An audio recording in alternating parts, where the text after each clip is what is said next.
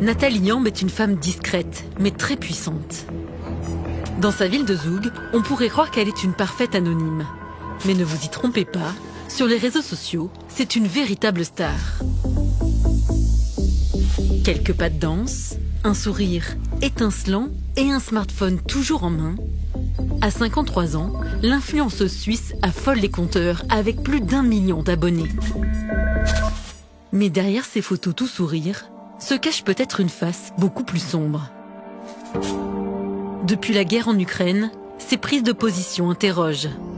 Les États-Unis l'accusent de lien avec la Russie et le groupe paramilitaire Wagner, et la France l'a même interdite de territoire. Qui se cache réellement derrière celle que l'on surnomme la Dame de Sotchi? Nous avons mené l'enquête.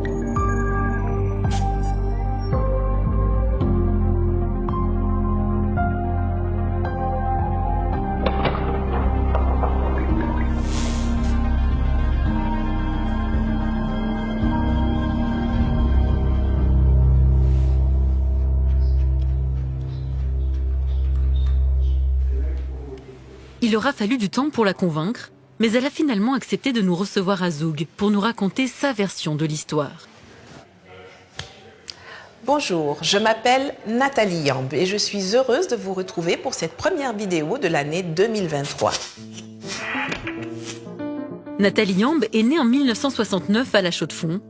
Sur les réseaux sociaux, elle se livre en photo. On y découvre ses parents, suisses et camerounais, leur mariage et son enfance dans un immeuble ouvrier de la rue Blaise-Cendrars. On ne voyait pas souvent des Noirs en Suisse à ce moment-là. Et je me rappelle que ma mère m'a raconté un jour que j'étais rentrée en me grattant. Donc j'essayais de devenir blanche en me grattant parce que on me disait que j'étais sale et j'étais la seule qui était différente des autres. La Chaux-de-Fonds, c'est pas une grande ville, hein, c'est un petit bled. C'est cette différence qui a forgé son caractère. À 8 ans, sa famille quitte La Chaux-de-Fonds pour s'installer au Cameroun. Un pied sur chaque continent, elle étudie le journalisme et décide de militer pour l'émancipation de l'Afrique. Fichez la paix aux pays africains. On ne veut ni de votre pseudo-générosité, ni de votre présence militaire, monétaire, économique, diplomatique et humanitaire chez nous. Allez aimer quelqu'un d'autre.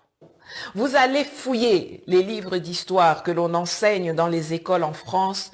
Vous ne trouverez aucune trace de la barbarie avec laquelle les colons français ont brûlé, tué, égorgé les populations et indépendantistes camerounais. Des phrases chocs qui séduisent plus d'1 million d'abonnés à travers le monde, dont cette lausannoise, connue sous le pseudo d'Aganisha. Pour elle, Nathalie Yamb est un modèle à suivre, une femme dont le discours peut changer l'Afrique. Ça faisait longtemps qu'on attendait une voix comme ça. Elle dit ce qu'on pense tous. Elle utilise les mots qu'il faut et ça parle beaucoup aux gens. Et c'est très important. C'est ça, je pense, qui fait qu'elle cartonne, ou en tout cas, elle est pertinente et elle parle à tout le monde. Et Nathalie Yamb fait du panafricanisme populaire. Le panafricanisme, c'est le cœur du combat de Nathalie Yamb. Ce mouvement vise la souveraineté et l'unité du continent africain. France dégage, la revendication des panafricains est claire, et partout où la France recule, le sentiment pro-russe gagne du terrain. L'Afrique est devenue la cible d'une guerre d'influence qui se joue à travers les réseaux sociaux. Le groupe paramilitaire Wagner, bras armé de la Russie, s'appuie sur des comptes panafricains pour diffuser en boucle ses petites vidéos de propagande. Nous sommes les démons de Macron. Maintenant, c'est notre pays. As-tu besoin de renfort, mon ami?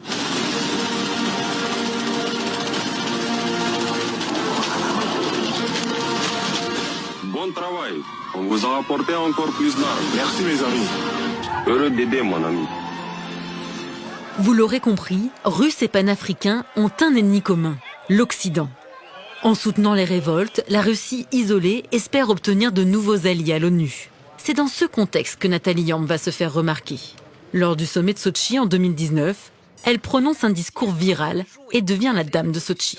Mais nous ne venons pas en Russie pour y chercher de nouveaux maîtres qu'on substituera aux anciens.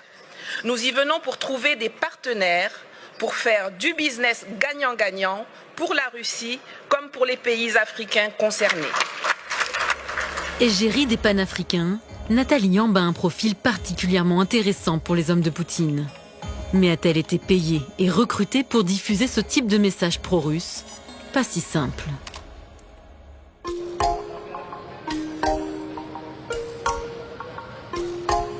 Pour continuer notre enquête, il faut se rendre au Cameroun.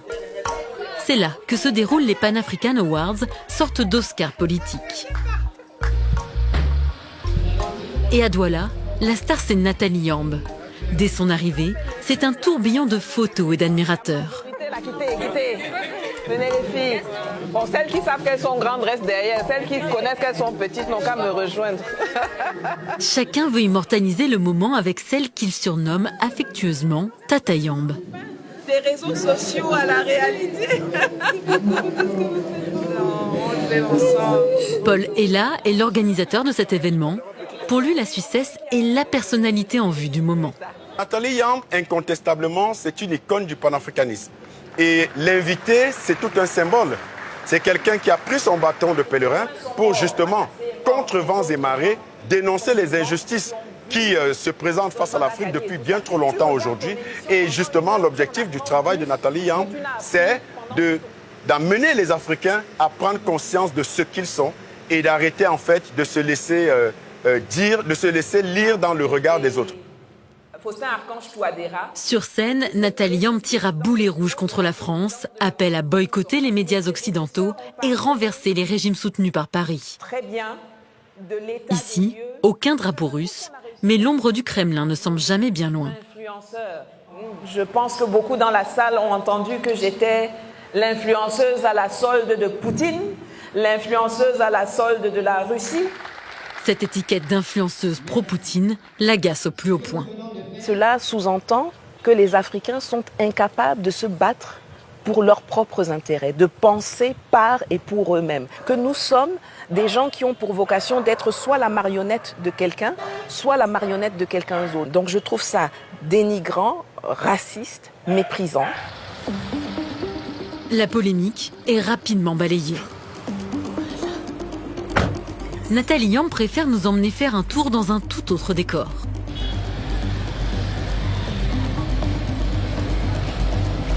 Voilà, ça fait... Nous la retrouvons en pleine séance d'essayage, avant sa grande soirée de remise de prix. C'est pétillant. Alors mon nom de famille Yamb, ça signifie abeille. Et comme les abeilles sont noires et jaunes, je serai dans l'uniforme des Yamb ce soir. Quelques heures plus tard, elle fait une entrée remarquée. Signe de son influence, elle est installée au premier rang aux côtés des VIP et des ministres. Et quand vient son tour de monter sur scène pour recevoir son prix, écoutez bien, c'est encore avec une référence à la Russie.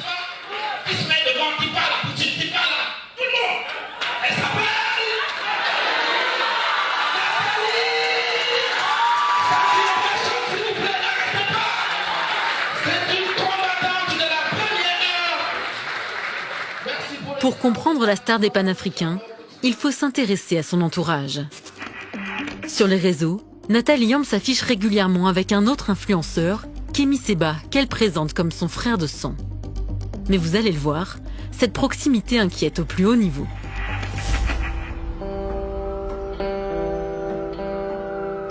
Nous sommes à Washington.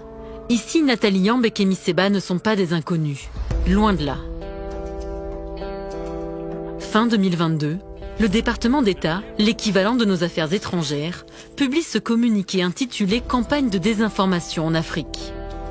Nathalie Yamb et Kémy Séba sont présentés comme des maillons essentiels du réseau d'Evgueni Prigojine. Une accusation lourde de sens car Prigojine, c'est le fondateur du groupe Wagner, un groupe classé organisation criminelle par les États-Unis. Pour ce chercheur français, spécialiste de l'influence russe, Wagner pilote directement certains panafricains.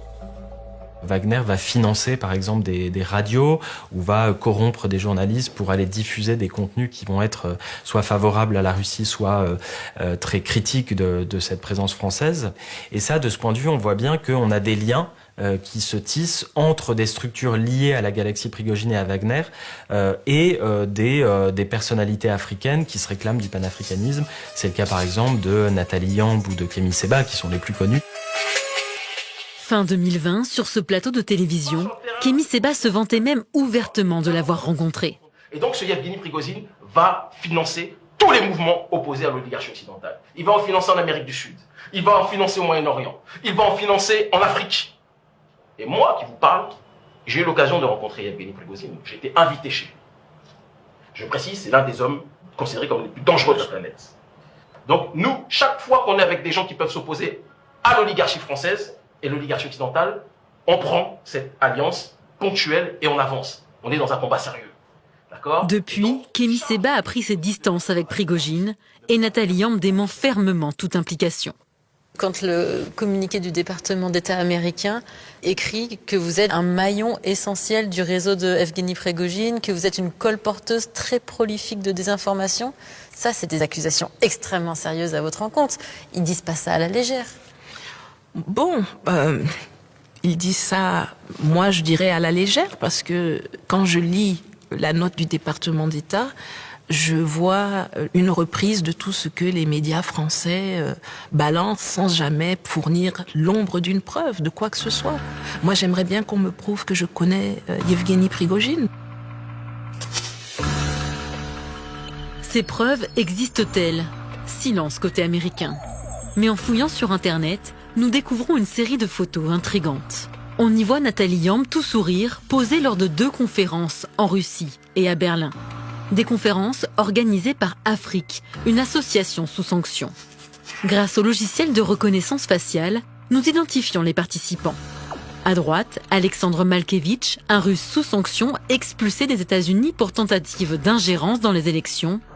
Et à gauche, Yulia Berg, ancienne employée de Prigojine, également sous sanction.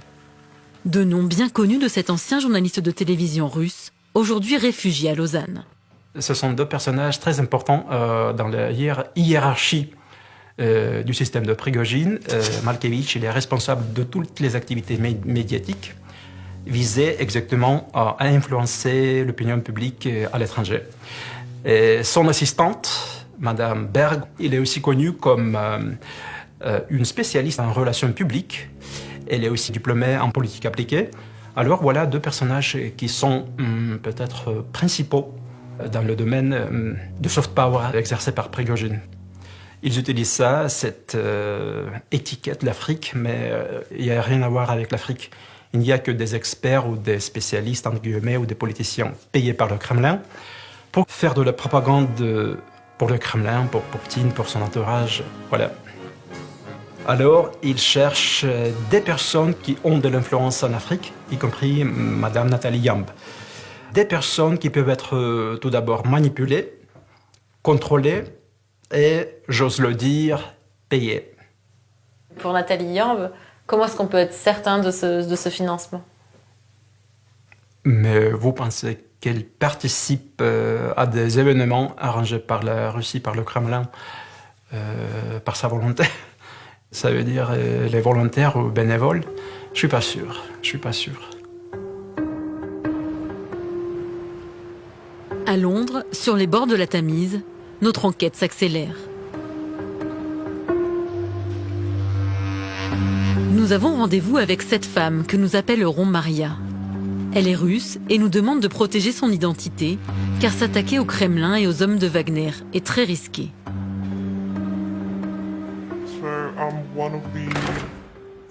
Je suis l'une des enquêtrices du projet d'investigation appelé le Dossier Center. Notre objectif principal, c'est d'enquêter sur les crimes commis par les cercles proches du Kremlin. Maria nous transmet des documents internes au groupe Wagner, obtenus grâce à une fuite de données. On y découvre d'abord le passeport camerounais de Nathalie Yamb, ainsi que des lettres d'invitation comme experte pour l'association Afrique. Et un peu plus loin, ce document extrêmement intéressant. On peut y lire qu'Afrique est un outil de soft power. Les experts sont payés pour publier des actualités et promouvoir l'agenda russe. Une phrase attire particulièrement notre attention. Le financement se présente sous forme de dons anonymes en crypto-monnaie. Impossible donc de trouver la moindre preuve financière, mais ces indices sont importants. Nathalie Yamb fait partie, ou du moins faisait partie, de la structure appelée Afrique. Et Afrique est sous sanction.